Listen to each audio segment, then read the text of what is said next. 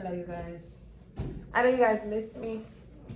I know you guys been wanting to see my beautiful face. No, I'm just playing. Okay, what's up, you guys? Welcome to Stay Soft. I am your girl, Dice, and this is the first episode of my Stay Soft series. I lied. Of my astrology series. I am not an astrologer. I am just an artist, and I have an astrology series. You guys, I have my Dice dolls. This is my Aries mug. I just want to say happy birthday to all of my Aries out there. Y'all make sure you guys go check out the rest of my dice dolls and my zodiac collection on thedicecollection.com. Happy birthday to all of my Aries. I absolutely love the Aries energy.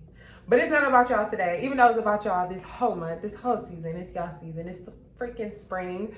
It's the spring equinox, but today we are going to be talking about astrology.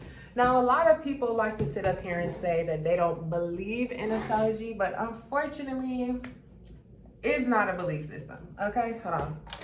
Let me turn this light on. Oh, this whole time the light wasn't on. Okay, unfortunately, it's not a belief system. It is literally a science.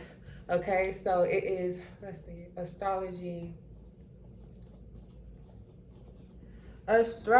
can y'all see that? Is that too small? It is the study, I guess I gotta write bigger, I'm sorry, of the solar system. This probably looks so bad, y'all. I've never written like this before, but whatever.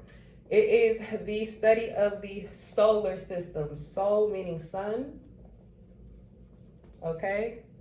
It is the system of your soul. So your sun sign is going to be your soul sign. You have a sun sign, you have a moon sign, you have a Jupiter sign, you have a Mars sign. So what does that mean? The sun, for me, was placed in the constellation of Sagittarius at 18 degrees when I was born. I say at 18 degrees because an 18-degree Sagittarius is completely different than a 2-degree Sagittarius. You see what I mean? So when people say, oh, I know another Sagittarius and we don't act the same, well, first of all, you guys weren't born on the same degree. That's number one. Number two, you have a moon placement. For example, my moon was placed in Aries, which is going to give you a completely different person than a Sagittarius with, let's say, a Taurus moon. You see what I mean? Similar, but different, right? And it's the system of your soul. It is also the balance of masculine and feminine energy.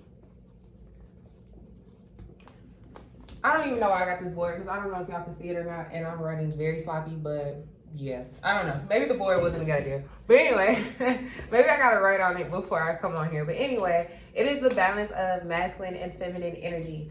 You can be a man and foster a lot of feminine energy and still be straight. You know what I mean? And vice versa for women. You could be a woman and foster a lot of masculine energy and still be straight.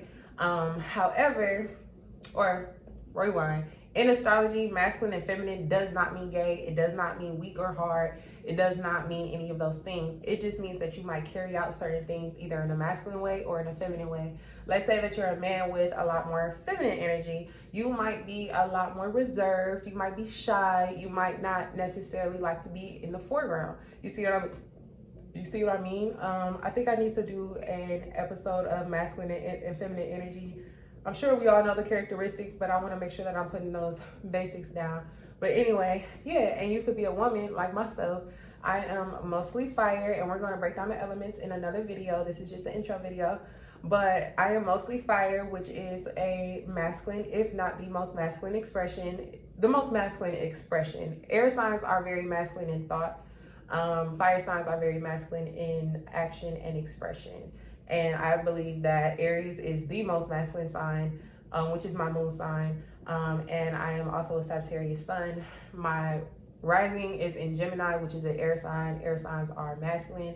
Again, I'm going to do a video about the elements as well as the modalities so that we understand them and understand, you know, are you fire dominant? Are you air dominant? Are you earth dominant? Are you water dominant? Those are the elements that make up astrology, right? So basically it, when you're born, you are born, okay. So this is a painting that I did years ago. So this is very old. So this kind of explains astrology in a nutshell. These are our vessels. Our body is just our vessel, but we are astrologically programmed energetically to move and to think and to interact in a certain type of way, right? So when you're born, you are born and your energy is activated based on where the sun was positioned, the moon was positioned, and all of the other planets were positioned at the time that you were born. They are going to foster a certain type of energy, and it's going to put you on a certain type of path, and it's going to give you a certain thought process, feeling process, interaction process. It's going to show you where you interact in life. Let's say you have a lot of placements, let's say in your 7th house, you might deal with a lot of legal matters. You might be into law. You might be a judge, you know what I mean? Or you might be into relationships, whatever it may be. And we're going to talk about the houses too, so that you guys understand these things. But anyway, we have elements. So you have fire element, you have a water element, you have air, you have earth. We're going to start off with Aries. It's going to go over into Taurus, Gemini, Cancer, Leo, Virgo, Libra, Scorpio, Sagittarius, Capricorn, Aquarius, and Pisces to end us off. And then we're going to start all over in the spring, which is why the spring is technically the new year. I don't know why we start the new year in January. I have no idea who decided that. But this is technically the new year, you guys. So happy new year to everybody. It is Aries season. This is when the spring comes about. This is when all of the new flowers start to come. That's when you start to get all the new energy. This is the new year, right? So that's what Aries represents. So you start off with Aries and we go all the way over into your Pisces. So you have 4 elements. And again, we're going to talk about these later. You have your fire sign, water sign, air sign, earth sign, your fire and your air sign being your masculine polarity, and your water and your earth sign being your feminine polarity. And we're going to talk about that a little bit later, but you want to know, what are you balanced with? Are you balanced with more water? You might be extremely emotional if you're balanced with more water. If you have more earth in your chart, you might be a very practical person. You might be a very money making chick, you know what I mean? An air sign, you might be extremely intellectual and extremely social. Fire sign, you might be extremely passionate and expressive and creative and things of that nature. So we're going to do a different video.